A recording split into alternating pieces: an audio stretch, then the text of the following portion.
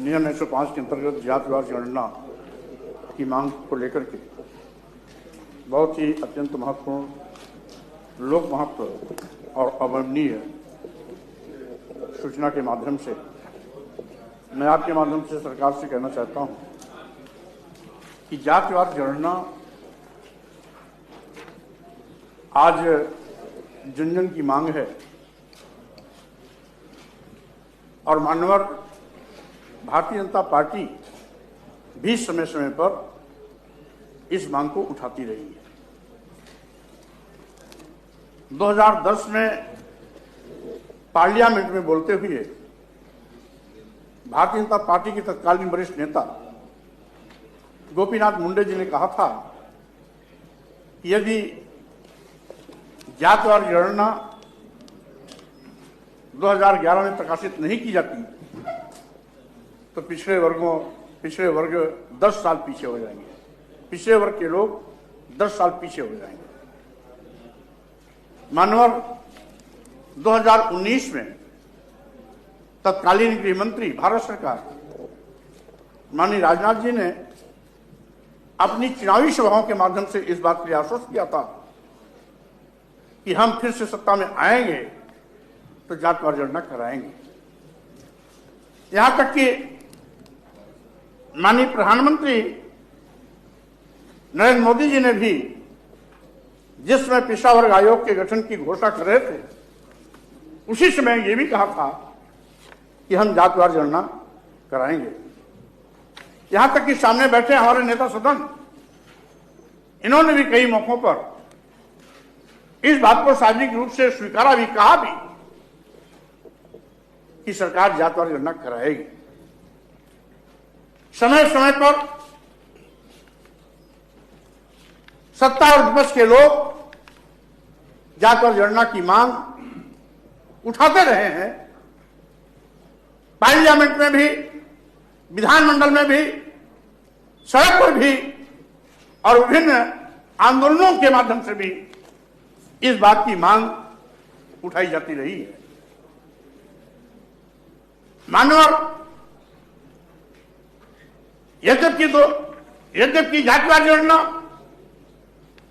1872 से प्रारंभ की गई, दशकीय व्यवस्था के माध्यम से प्रत्येक 10 वर्ष के अंतराल पर जातिवार जनगणना होती रही है।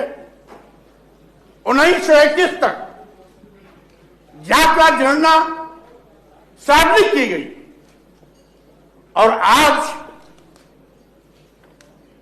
जो आरक्षण की व्यवस्था लागू है वो 1931 की जाति जनगणना के आधार पर ही लागू है। यद्यपि 2011 में भी जातिवार जनगणना कराई गई थी लेकिन वो साबित नहीं हुई। 2021 में भी ये जातिवार जनगणना कराई जानी चाहिए थी, लेकिन भारतीय जनता पार्टी की सरकार ने इस बात को जातिवार जनगणना कराना ही मुनासिब नहीं समझा। पहले तो 2011 में जातीय जनगणना हुई लेकिन आंकड़ा सार्वजनिक नहीं किया गया। अगर आंकड़ा सार्वजनिक नहीं किया गया तो स्वाभाविक रूप से उस जातिवार जनगणना का कोई मायने नहीं है। लेकिन भारतीय जनता पार्टी की सरकार ने, डबल इंजन की सरकार ने तो हद पार कर दी कि वो परंपरा ही तोड़ दी। 2021 में जो जातिवार जनगणना करानी चाहिए थी उसने उसकी शुरुआत ही नहीं कराई। सार्वजनिक करना तो बहुत दूर की बात है। अभी पार्लियामेंट में हमारे देश के माननीय प्रधानमंत्री नरेंद्र मोदी जी बोल रहे थे हम पिछड़े हैं। 2014 की चुनावी सभाओं में भी माननीय मोदी जी ने एक नहीं दर्जनों सभाओं में इस बात को कहा। किसी ने उन पर टिप्पणी की थी, हवाला दिया कि हम पिछड़ी जात के हैं इसलिए लोग हमको नीच कहते हैं। मानवर पिछड़ों का दर्द समझने वाला भी अगर जातिवार जनगणना नहीं कराएगा तो कौन कराएगा? जो हमारे हक मानने का काम करते हैं, जो हमारे हकों पर कुंडली मार करके बैठे हुए हैं, जो हमारे आरक्षण के साथ घोटाला कर रहे हैं, जो आरक्षण को खत्म कर रहे हैं, भारतीय संविधान के अनुच्छेद 15(4), 16(4) के तहत आरक्षण की व्यवस्था अनुसूचित जाति अनुसूचित जनजाति के लिए है। मानवर भारतीय संविधान के अनुच्छेद 340 के अंतर्गत शैक्षणिक और पिछड़ेपन के आधार पर केंद्र और प्रदेश सरकार समय समय पर आयोग का गठन करके सुनिश्चित करती है कि इन पिछड़ों में से सामाजिक शैक्षणिक पिछड़ेपन के आधार पर इनकी संख्या क्या है और इनको आरक्षण दिया जाना है, इस बात को सुनिश्चित करती है। उसी अनुच्छेद 340 के अंतर्गत कभी काका कालेलकर आयोग बना था, कभी मंडल आयोग बना था, और उसी मंडल आयोग की बिना पर 1990-91 में पिछड़ों को भी आरक्षण 27% का लागू हुआ था। एक और भारतीय जनता पार्टी की सरकार कहती है सबका साथ, सबका विकास, सबका विश्वास। दूसरी ओर आज जिन भी विभागों में मानवर भूले बिसरे यदि कोई विज्ञापन निकलता है तो अनुसूचित जात, अनुसूचित जनजात और पिछड़ों के आरक्षण का गला घोट दिया जाता है। जो भारतीय संविधान की व्यवस्था है उसको भी चकनाचूर किया जा रहा है। मानव मैं कहना चाहता हूं, एक और संविधान की कसम खा करके संवैधानिक पदों पर बैठे हुए लोग संविधान की रक्षा की बात करते हैं और सत्ता में आने के बाद संविधान का गला घोटते हैं। संविधान द्वारा प्रदत्त आरक्षण को निष्प्रभावी शून्य करने का पाप करते हैं। इसलिए मानव आज आवश्यकता है, ये जो हकों पर डकैती डाली जा रही है, जो आरक्षण खत्म किया जा रहा है, जो आरक्षण निष्प्रभावी किया जा रहा है, आरक्षण को शून्य करने की कोशिश की जा रही है, अनुसूचित जाति से जनजाति पिछड़े वर्ग के साथ भेदभाव किया जा रहा है, वो बंद भी हो और साथ ही साथ जातिवार जनगणना करा करके इनको समानुपाती हिस्सेदारी सुनिश्चित किया जाए। जातिवार जनगणना आवश्यक क्यों? इसलिए कि 1900 जातिवार जनगणना में जो मानक तय किया गया कि 52% आरक्षण, 52% पिछड़ों की संख्या है, तो मानवर जब 52% के आधार पर पिछड़ों की सूची तय हुई तो उसके बाद करीब 150 जातियां आज पिछड़े वर्ग में अलग से शामिल हुई है। 1931 की जाति जनगणना के आधार पर 52% था, लेकिन जो उस समय सूची तैयार हुई कि फला फला सामाजिक शैक्षणिक पिछड़ेपन के आधार पर पिछड़े वर्ग में आते हैं, इनको 52% आरक्षण मिलना चाहिए। क्योंकि माननीय सर्वोच्च न्यायालय की एक व्यवस्था है कि हम 50% से ज्यादा आरक्षण दे नहीं सकते, इसलिए उसी बाध्यता को देखते हुए 52 की जगह पर 27% आरक्षण प्रदेश सरकारों और केंद्र सरकारों ने दिया। लेकिन आज उसके साथ भी बेईमानी हो रही है, उसका भी गला घोटा जा रहा है। और इसीलिए मानव मैं आपके माध्यम से कहना चाहता हूं कि आज जिस तरीके से अभी बिहार में जाति जनगणना हुई, प्रदेश सरकार भी करा सकती है, केंद्र सरकार भी करा सकती है, केंद्र सरकार तो पूरे देश में करा सकती है, प्रदेश सरकार अपने प्रदेशों में करा सकती है, लेकिन यहां पर मानव मैं निवेदन करना चाहूंगा, हमारे नेता सदन खुद कई जगह बोले हैं लेकिन जातिवार जनगणना करा नहीं रहे। भाई विपक्ष तो मांग कर सकता है, लेकिन सत्ता पर किससे मांग कर रहा है? यहां प्रदेश में भी इनकी सरकार है, केंद्र में भी इनकी सरकार है, डबल इंजन की सरकार है, ऊपर मोदी जी है, नीचे योगी जी है, तो इसके बावजूद भी अगर जातिवार जनगणना नहीं हो रही है तो हम समझते हैं ये लोगों की आंख में धूल झोंकने की कोशिश कर रहे हैं। नेता सदन जी, हम आपसे कहना चाहेंगे, अगर आपके अंदर पिछड़ों के प्रति कोई भी हमदर्दी है, दर्द है, तो आपको केंद्र सरकार से आग्रह करना चाहिए, माननीय मुख्यमंत्री से निवेदन करना चाहिए और जातिवार जनगणना को सुनिश्चित कराने का काम करना चाहिए, जिससे कि इनको समुचित हक दिया जा सके।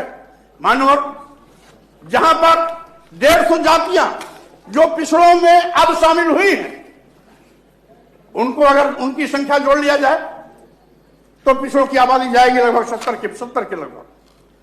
आज सरकार इसीलिए कन्नी काट रही है कि जातवार जनगणना कराएंगे तो आरक्षण देने की भी मजबूरी आएगी, इसीलिए जातवार योजना से बचने का कोशिश कर रही है।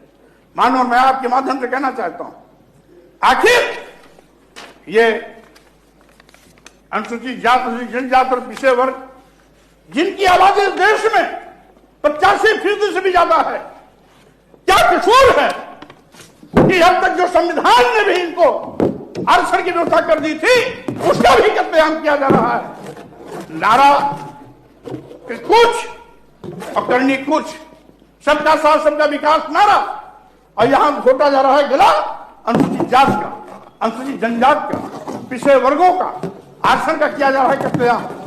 अभी मानव इसी सदन में कई ऐसे मुद्दे उठे, चाहे मेडिकल विश्वविद्यालयों में professor, associate professor, reader, assistant professor की भर्ती का मामला हो, चाहे विभिन्न विश्वविद्यालयों में नियुक्ति का मामला रहा हो, या विभिन्न विभागों में निकलने वाली वैकेंसियां, विज्ञापनों का हवाला देकर के यहां पर मामले उठाने के प्रकरण रहे हो, हर मामले में देखा जाता है कि आज 27% की जगह पर कहीं 5% आरक्षण दिया जाता है, कहीं 7% आरक्षण दिया जाता है।